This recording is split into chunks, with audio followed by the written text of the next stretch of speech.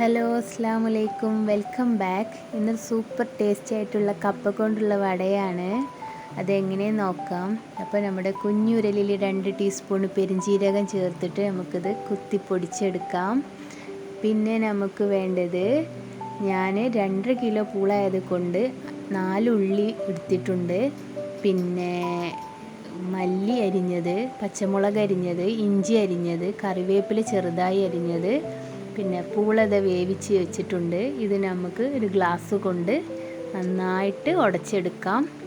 പിന്നെ അതിലേക്ക് നമ്മുടെ ഇലകളായ കറിവേപ്പിലയും മല്ലിച്ചപ്പും പിന്നെ നമ്മൾ നേരത്തെ അരിഞ്ഞു വെച്ച ഇഞ്ചിയും പച്ചമുളകും എല്ലാം ഇതിലേക്ക് ചേർത്ത് കൊടുക്കാം.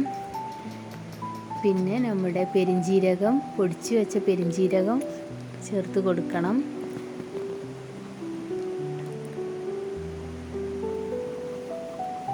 വലിയ ഉള്ളി ചേർത്തു. ഇനി നമുക്കിതിലേക്ക് പൊടികൾ ചേർത്ത് കൊടുക്കാം. കുറച്ച് ബേക്കിംഗ് സോഡ ചേർത്ത് കൊടുത്തിട്ടുണ്ട്, 1/2 ടീസ്പൂണ്. പൂളയുടെ അളവിനനുസരിച്ച് നിങ്ങൾ മുളക് പൊടി എടുക്കുക.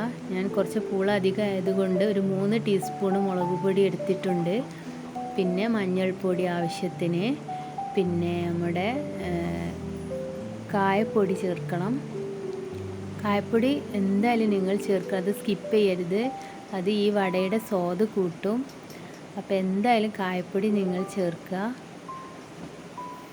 ബേക്കിംഗ് സോഡ ഓപ്ഷണലാണ്, നിങ്ങളുടെ ആവശ്യാനുസരിച്ച് ചേർക്കുക.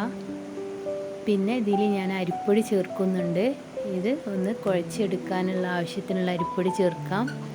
ഇതാ ഞാൻ 2.5 കിലോ പൂളായതുകൊണ്ട് ഒരു 2 ഗ്ലാസ് അരിപ്പൊടി ചേർത്തിട്ടുണ്ട്.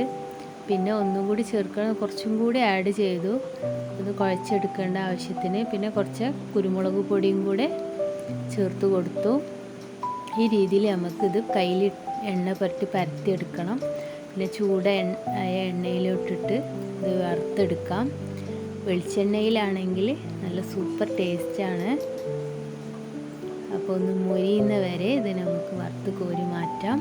ഇത് പുറം ഭാഗം ക്രിസ്പി ആണെങ്കിൽ ഉള്ളിൽ നല്ല സോഫ്റ്റാണ്, നല്ല സൂപ്പർ ടേസ്റ്റുമാണ്. അപ്പോൾ എല്ലാവരും ഇത് മസ്റ്റായിട്ട് ട്രൈ ചെയ്യുക. എന്തായാലും നിങ്ങൾക്ക് ഇഷ്ടപ്പെടും, നല്ല സൂപ്പർ ടേസ്റ്റുമാണ്. അപ്പോൾ ഇതുവരെ എൻ്റെ ചാനൽ കാണാത്തവരാണെങ്കിൽ എല്ലാവരും സബ്സ്ക്രൈബ് ചെയ്യുക, ഷെയർ ചെയ്യുക, ലൈക്ക് ചെയ്യുക. അപ്പോൾ ഇത് ചട്നിയും കൂടെ ഉണ്ടെങ്കിൽ നല്ല സൂപ്പർ കോംബോയാണ്. മസ്റ്റായിട്ട് ഇത് ട്രൈ ചെയ്യുക. ഫീഡ്ബാക്ക് അറിയിക്കാൻ മറക്കരുത്. ഓക്കെ, ബൈ, അസ്സലാമു അലൈക്കും.